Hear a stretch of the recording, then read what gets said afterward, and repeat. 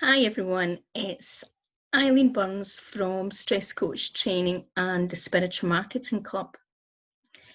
Now, in today's video, I wanted to talk about what you don't know, okay? And what I mean by that is you don't know what you don't know, okay?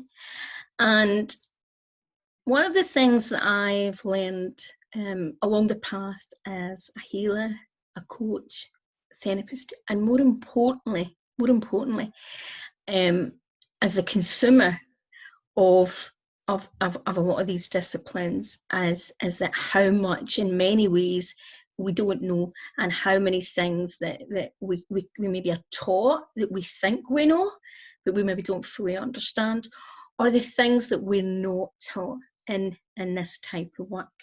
Okay, so when I first started getting into the holistic industry in a way, my first modality was Reiki, and shortly after that, and quite close to that, was I started to study a lot about meditation. And I went and studied different types of all sorts of different disciplines and styles of meditation. But because of my own journey through a variety of very mysterious, rare and chronic health challenges, I was a huge consumer of the holistic industry. In fact, I started to write down how many people I actually worked with, and who had went to sessions. So some people maybe only went one or two. Some people I went for years, okay, and went every week for years. And I actually listed at least 70 people, and it's actually probably a lot more than that because these were only the people I could remember. So that's a lot of healers and therapists and practitioners that I went to, right? And one of the, I suppose, gifts out of a lot of my challenges was recognizing that there is a lot of things we don't know and we don't understand. And there's also a lot of things that we're taught in different training schools that turn out to be untrue or not quite accurate. And it's just the understanding that someone had at that point. And one of the things that I kind of identified quite quickly with the healing industry, right, so for people that were actually physical healers, right, was that a lot of people are taught how to do physical healing, like Reiki and different types of maybe spiritual or energy healing, but what they're not always taught is things like coded dependency sessions, enabling. There's a lot of things missed out in training. And what I've seen was other things, like a lot of people who were healers who did maybe Reiki, for example, then they suddenly thought that they were qualified to do guided meditation. And I came across a lot of situations where people were doing things like guided meditations, you see even more so, and maybe inner child work, but they didn't really know what they were doing, okay? They kind of seen someone else doing it, or listened to some guided meditations, or took a guided meditation or an inner child quote, something that had these in it, and they suddenly think that they can do that. And through the years, I met a lot of people that they were very dedicated and had the best of intention, but didn't always do things very safely. In fact, and it's something I talk about a lot, is did a lot of harmful practice because they didn't know what they didn't know. And on, I suppose, a different level, because I was coming from the consumer's point, first of all, I was very much the consumer, more than, and what I mean by more than, at these points in my life, I was such a huge consumer, rather than the teacher or the therapist, that I had a bigger and deeper insight to a lot of things that maybe they couldn't see. And it's shaped me as a healer, a coach and therapist. And I'll be honest, I have certain strong opinions about certain things and about training and things like because of that reason, and that's because I've seen things. But I also see situations where a lot of healers and coaches and therapists think that, well, even if we do harm or we do something wrong, that was a lesson for that person, that was part of their journey. But I think that that's really a very, very sad excuse to use in our industry, because what that does, it takes it takes away self-responsibility for us not doing what is in the most safest practice for our clients and students. And one of the things that I always talk about to my students is that everything is about do no harm first. If in doubt, miss it out. Because at the end of the day, people come to us for help and to be better, not for more harm. And I'm going to share a few things that might make you think about how harm can come in all sorts of disguises, and maybe things that we don't see, but how can actually have a huge and tremendous impact on people and their life. So some of the most obvious things that happened to me were harmful, were people giving me products that were dangerous, right? So there were some products that the types of supplement may have been safe for some people, but were actually quite dangerous for me and harmful, right? And that's another biggie we see. We see a lot of holistic practitioners who we're selling supplements, but we're making out that it's safe for everyone and they're suitable for everyone, where in most cases that's not correct. It's like anything, natural and holistic doesn't mean that it's completely safe. It means that it's more balanced and it's suitable for certain things. It's just like in nature we have flowers and plants. Some are poisonous to humans, some are not. Some are poisonous to animals. Some, if you eat too much, are very toxic, and that's the same thing. That applies very much in everything in holistic well-being. And there is a big thing that a lot of people think just because something's natural, holistic, is completely safe. I'm a qualified aromatherapist, and I'm not going to name a company, but there's a company that I was selling oils, and and they had great oils, but a lot of people were using them very, very unsafely, right? And there was a lot of theories and things like that, but I've seen a lot of people using them safely and then having side effects, but the company wasn't interested, right? And that's an example of where everything can be misused, and they can, and a lot of information. And the reason I'm talking about all this is that I constantly get people asking me to do fast track training, and there's lots of reasons why I don't, and this is one of the most reasons, is because I think that in the holistic sector, when we are supporting other people, it's really important that we get as much information as we can, and that we are using safe practice, and that we always have at the back of our mind that we don't know everything, right? We don't know everything. So come back to some of the things that happened to me. So one of the most frightening things that happened to me was an incident where a practitioner, and I'm going to add, this practitioner was a degree qualified practitioner. So, this wasn't someone who normally did his training was thorough, right? And he was well known in his field, right? But I was going to him for one thing, and he decided to bring in some additional things. And at the time, I had a really, really serious eye condition. It was a very rare eye condition. I still have it, but it's slightly stabilised now.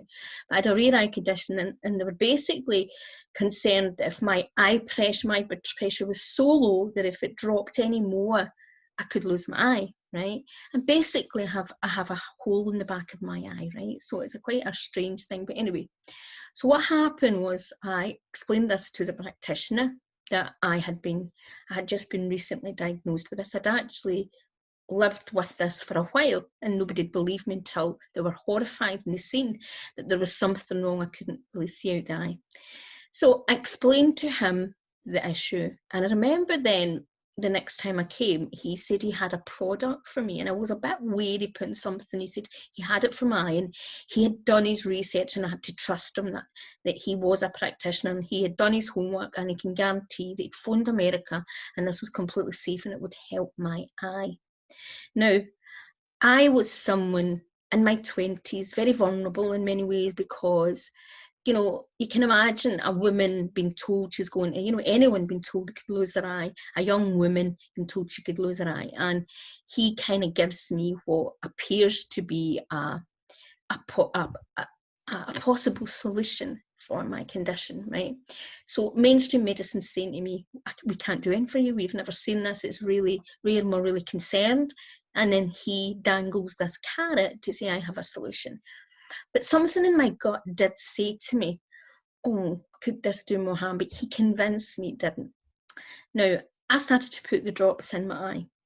Lucky for me, I had started to just put the drops in a few days before my next appointment. I had at that point, I think it was every 2 weeks I was going, every month or whatever, but I was getting monitored constantly and I had to see different specialists because they weren't sure what was going on. At one point, it was at least every week and every so many days. And I remember when I went into, it was a professor, right? And I remember him looking into my eye and went, have you done anything different, right? And they went, look, I'm really, really concerned. I've got something disappointing to tell you, but your eye pressure, my eye pressure went down to 2. Now, to understand, a normal eye pressure, I don't know how they call it, but it's between 12 and 22. That's an average. So mine was down to 2. And he went to me, I'm surprised that your eye has not actually could have fell out the socket. And that's what I was told. And I remember I had to admit then what I used, and he went mental. And it was my first experience recognizing that why. And the product was actually aloe vera, right? So a lot of people look at aloe vera as completely safe. And I'm not going, a lot of you will know when I talk about aloe vera who the company was that was selling this, because for years I get bombarded with people trying to sell me, and I tried it for different things and other things it was actually dangerous for just because of my conditions. But one of the things that taught me, first of all, what happened when I went back to him and told him, the first thing he said to me was, well, I didn't think that was the condition you had. So what he actually done was, the condition I told him I had, he didn't believe that I had that condition because he couldn't find any information about it. And it didn't fit in with his understanding. So he assumed that I didn't know what I had, that I was stupid. And I gave him, so he thought I had another condition. He thought I had glaucoma, when actually it was the opposite in a way because of this condition. It was an opposite, I had an opposite symptom because of what was wrong. Now, that was just one thing. I had lots and lots of kind of similar situations like that, but I had also situations on a psychological perspective, which felt in many ways mentally, emotionally quite abusive and manipulative and very damaging. And I think if you have one situation, that's okay, but when you have several situations and it's an ongoing thing, it really can impact people. And one of those things was, at the time, I was diagnosed as having severe ME. Now, I was never straightforward. They weren't sure because they could tell me I had other conditions, right? So they knew, so they didn't know where the ME stopped and ended, or where there was something else, right? And that's a common practice with a lot of people with ME. But one of the things that we know with ME is that ME in some ways is like an umbrella term. It kind of describes a lot of people with lots of different severities, and it may well be lots of different conditions. It's something that's still not quite clear, right? But one of the things that happened was that through that period was that I met many, many people who, first of all, the first thing would say to me, well, it's not real, what you've got, that's all psychological. So I was suffering from paralysis. I had very little stamina, mobility. I would actually tremble with exhaustion, right? I couldn't at times lift my head. And what I discovered was that because of people's limited knowledge and understanding, and maybe what they'd read or been told by someone else, they had this sort of judgment about me, and they had come in with a certain piece of knowledge that was wrong and distorted, and that caused me a lot of problems. So, for example, I had aromatherapists who were convinced that I was just fatigued in respect that my body needed to be stimulated, when actually that was completely opposite. And I remember trying to tell them, I was actually already qualified in certain areas myself. And, a lot of therapists would say to them, well, don't use this because that's not good. But no, they would know better. And then I'd been really ill, okay, and that kind of thing. I also had situations where I went down counselling to get some help. And, and I remember some of the shocking things that were said to me. I remember one counsellor who actually said she had ME, And I didn't have ME, and I obviously had something mentally wrong with me because of these symptoms. And I remember it was actually through the NHS, and I actually challenged her and asked and told her to go, and if she was an NHS counsellor, that she could speak to my doctor and ask about my notes. Now, it was really hard for me. I wasn't the most assertive person, and again, I was a very sort of vulnerable part of my life. And again, I had another counsellor who was actually a supervisor who again said, your condition isn't a real condition. You've got to accept this is all mentally in your head. And other than that, I come across a lot of healers who'd say, you know, you've created this yourself in your life. And they said it in a way that they had actually had not really full understanding. There is a lot of, you know, beliefs that, spiritual beliefs, that we do come to earth with our own, I suppose we come with a plan, or that we agree to go through certain things. And also, obviously, as a healer, I know that emotional things and all sorts of things create disease. But what I also see is very naive healers and therapists who get a little bit of knowledge, a little bit of experience, and they say these things without really fully understanding what they mean. And one of the things, you know, some of my conditions I developed as a baby, and it would appear that there is a kind of thing they say that sometimes it's pre-womb or it's genetic and things like that, right? And then I was mercury poisoned. I had lots of things that happened, and I'd also been exposed. I also was someone who was exposed to a fluorescent thing that was put in my body for an eye x-ray that was highly dangerous when I was a child, or when I was very young, and it's been taken off the markets because it's not used in hospitals now because it was classed as so toxic to the body. I actually had a reaction to that, and that happened. So all these things can impact the body. And one of the things that happened along the way that I discovered was a lot of people reading a little book or doing a small course and believing because they did that they understood fully everything. But there's always another layer. There is always another layer. And that is why, one of the reasons why I don't agree with fast track training, because in the holistic sector, we very much want to be more accepted and integrated with modern medicine. But what's happening now, more and more holistic training is getting very, very watered down and very distorted.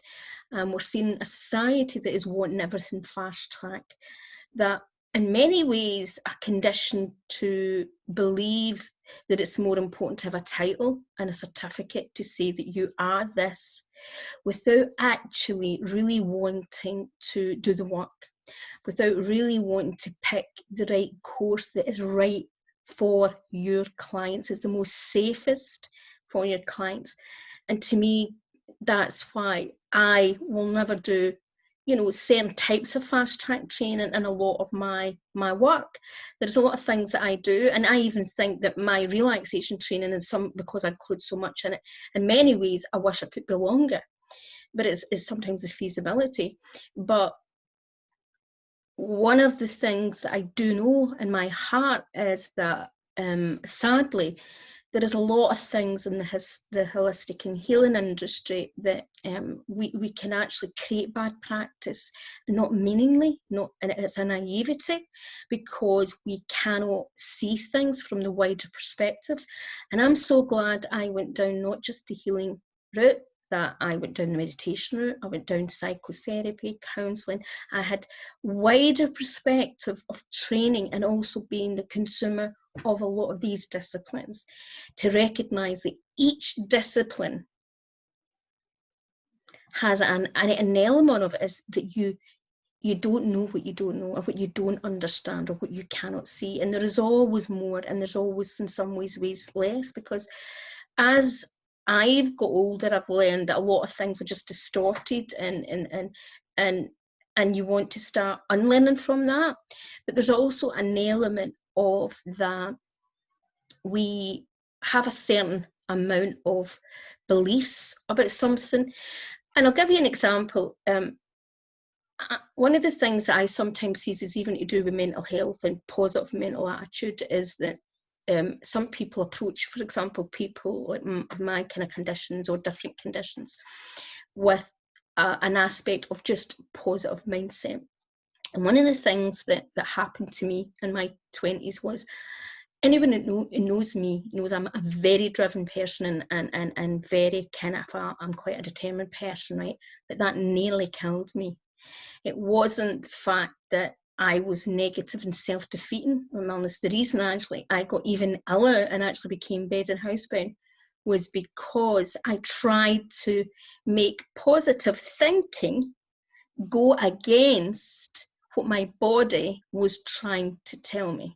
Okay, I tried to force my way into making my body do what in some ways it was screaming out to do, because I wasn't tuning in. So there's always more going on, there's always different things, and I'm lucky in one way because a lot of what's happened to me has made me be such and I believe a wiser teacher, a wiser healer, and see that there's not more, that there's a lot more to it. I mean, I read something, I watched something last night of a healer sharing something. She's quite a young healer, and it was, it was she was very honest. It was something that was interesting. She was talking about how she realised that she actually wasn't very compassionate for a while. She hadn't been compassionate to other people's circumstances and their journey, and she was very opinionated. So she was talking about that. But what she also mentioned that she could, she knew there was someone that she knew, and she could tell what was the cause of the disease and their illness, and that they refused to admit that what it was.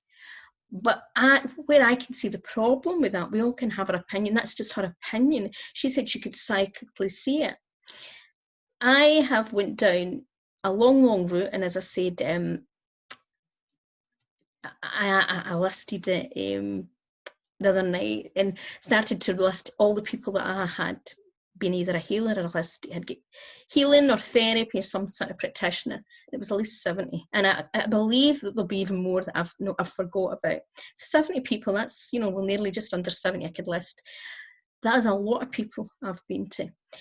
And the interesting thing, most of them all had different theories about me and my health, and even healers and even psychic healers and people that have a gift to see in the body.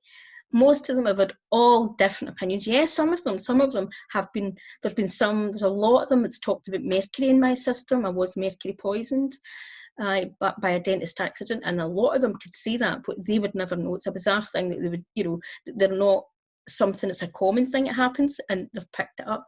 But I've had lots of people who are so sure and say to me, I'm always 100% right, blah, blah, blah. And they tell me that this is what they can see. But it's their interpretation of what they're seeing. It's what they think that they're looking at, right? So we don't know what we don't know. We think we know things, but we don't know. And sometimes the most humbling thing we can do as a healer or a therapist or a coach is recognize that we don't know. We don't know, right? It's the strongest thing you can actually do, because there is nothing worse when you arrive to someone and they think, make out or that they do know, or they don't tell you that they don't know, because they're frightened that they're going to look unprofessional. In fact, you look more unprofessional if you pretend to know what you don't know, or pretend to understand fully what's going on. The more I've found, the more professional, more experience will actually say, listen, I don't know, I really don't know. And because I meet so many people, and they all say my technique, or I've been taught the best technique, and I've been taught this and taught this, and everybody thinks their tool and the way they approach things, that's the best way, and they know the best, and that's just one of the things that can cause a problem. I think what I'm trying to say is that, and no matter what areas of your life, right, we don't know what we don't know. And in my training, I try to give as much as what I've been taught and help my students see other possible and things that can go wrong and things that you should consider. And that's even things from like meditation, because there's some types of meditation I would never use in certain types of clients. There is sometimes, certain things in guided meditations that you're best doing to keep safe and to make sure you're not triggering trauma. There's certain things when you're dealing with people that you don't say. I mean, I had a student recently who came back and had wrote a questionnaire, and really concerned me because the questions in it were actually very psychologically probing that it could trigger someone with trauma. And nowadays we're having situations where people are putting themselves out as all sorts of mental well-being coaches, or they're saying they're a teacher in this and they're doing this in their groups and they're doing that in their groups. And they are experimenting on people, they're using them as guinea pigs. And believe me, I've been a guinea pig for many healers and therapists, and it's not a nice place to be. So don't do that with your clients. You know, if I can give you one piece of advice, think about, would you want to be treated by a nurse that done a fast track training? Would you want to be treated by a doctor that had done the cheapest, fastest training and it wasn't maybe really that recognised? Or would you want the person that took the time to try and pick the right training, the best training, took their time to learn and to be the best possible doctor or therapist? I know what I would want. And I think that's what we've got to think about in training and things like that. And that's why my training, I try to make my training the way it is. So a lot of people are always trying to persuade me to do fast track this, or do meditation, or do this type of training. There's lots of reasons why I don't. And I have to be able to deliver things in a way that I can do it in a way. And there's lots of types of courses I can't deliver because of it's only me, really. I do have, you know, often I hired admins and other people to do certain types of work for me. And I do have other people that do some modules, videos for me, bonus videos. But mostly it's me. And I am not able to fully give, you know, in business and running training and that, there's so much money and there's so many other things that go on behind the scenes that students won't see. So you have to take all in this account. And I've not made it easy. We don't make it, you know, for those of us who have not jumped on the fast track training, we've actually made it a lot harder for ourselves because we give ourselves a lot more work. There's less profit, and sometimes profits can be really hard to make an income when you're doing things the proper way. Sadly, a lot of people do things the fast track way just to make an income, and they tell students whatever they want just because they're so focused on making it a business. And afraid ethically, you know, that's not my most important thing, is obviously doing no harm and making sure that my students are going to go out and, as best as I can see, and be the safest practice, you know, and do things the right way. So that's the reason why I don't do training, and it's the reason why I say you don't know what you don't know. Okay, so I hope that's maybe helped you think about maybe things in your life, because there's a lot of things, beliefs and things we've been taught from our parents, or we've been taught, as I said, in training schools. I mean, I was taught a lot of things about healing that I wasn't really sure about, and in Reiki particularly, and the more that I've studied different types of advanced healing, and the more kind of strange experiences that I had with certain types of students and healers, I've realised that there's a lot of things that were taught was just not right. It was what was believed at the time, but definitely wasn't right. So we're always learning more, and we have to be open to learning more, and to be willing to accept that what we're taught before, or what we've even taught before, is maybe wrong. That's just part of the learning. So have a wonderful day. Thanks for watching. Bye for now.